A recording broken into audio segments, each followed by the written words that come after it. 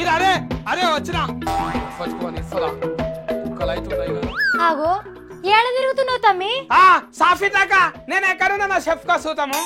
ఏమో నాకు తెలుస్తలేదు తమ్మి, నువ్వే చెప్పు ఏడున్నావా? 5 రూపాయలు ఇస్తే చెప్తా. సరే ఆఫీస్ కి వచ్చినాక ఇస్తా గానీ చెప్పు జల్ది. ఇగో అక్క నేను బొల్లారంలా రాష్ట్రపతి సార్ ఇంటికి వచ్చిన, ఇక కలిసి మంచి మర్యాద చేసి వస్తా. సార్ కు మర్యాద చేసి వస్తావా?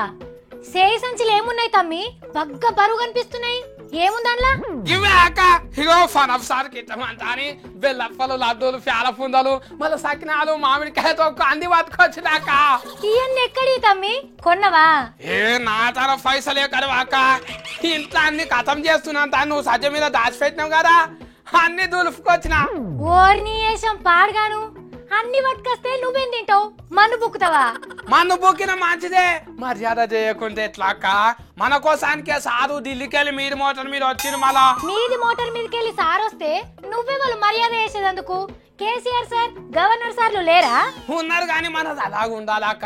ఇగో మోడీ సార్ కంటే కేసీఆర్ సార్ కంటే గవర్నర్ సార్ కంటే కూడా పెద్ద సార్ అంత ఆయన ఎంత చెప్తా అంతేనంతాక. రాష్ట్రపతి సార్ ఎంత చెప్తే అంత కాదు తమ్మి, ఆయన ఎంత చేయాలనో అంత చేసుడు ఉంటది, అంతే చేస్తాడు. అంటే పెద్ద మనిషి అయింది అంత అని గింత గింత పనే చేస్తాడు అక్క. పాపం వయసు మీద పడితే వాళ్ళకైనా అంతే కదా అక్క. నీ ముఖం వయసు మీద వాడు కాదు తమ్మి, రాజ్యాంగం అనే పుస్తకంలా సారు ఏం పని చేయాలో రాసున్నట్టే చేస్తాడు, గంతే. అక్క సార్ పుస్తకాలు చదువుకునే పని చేస్తాడు అక్క. ఇప్పుడు ఇగో నేను పని మీద పోయి దరఖాస్తు పెట్టుకున్నా అనుకో, ఈయనకి పని చేయాలన్నా వద్దంత అని పుస్తకం చూసే చేస్తాడు అక్క. ఏంది రాష్ట్రపతి సార్కి దరఖాస్తు పెడతావా? ఏంటిది? దరఖాస్తు రాసుకొచ్చినాక ఇగో చదివి చూపియాలా? మా చేయి గుంజుతున్న మస్తు బరువై పాడవుతున్నది ఇది. ఇగో ఏమంటారు రాసిన చెప్పాలనా?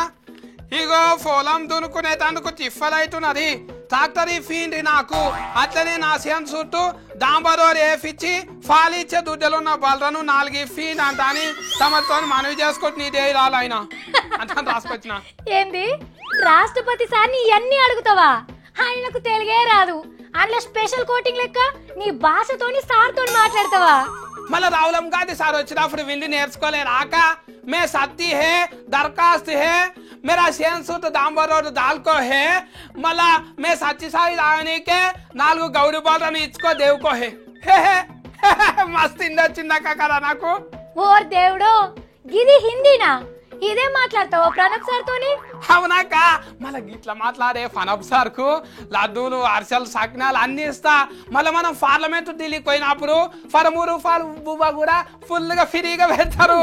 అయ్యో నా పిస తమ్ముడా, గయన్ని సార్ చేయడు. ఇగో ఎప్పుడన్నా నువ్వు ఏమన్నా పని చేసి పెట్టుండ్రని గవర్నర్ సార్ కి దరఖాస్తు పెట్టినావా? మళ్ళీ కేసీఆర్ సార్ ఉన్నాక గవర్నర్ సార్ కి ఎందుకు వెళ్తాము దరఖాస్తు? మళ్ళీ సారే అన్ని చేస్తున్నాడు కదా కదా. ఈడ గవర్నర్ సార్ లెక్కనే దేశానికి ఢిల్లీలో రాష్ట్రపతి సార్. మనం ఏమున్నా మోడీ సార్కే చెప్పుకోవాలి, రాష్ట్రపతి సార్ కాదు. మళ్ళీ ఏం చెప్పుకోకపోతే మళ్ళీ రాష్ట్రపతి సార్ ఏం చేస్తాడు అక్క?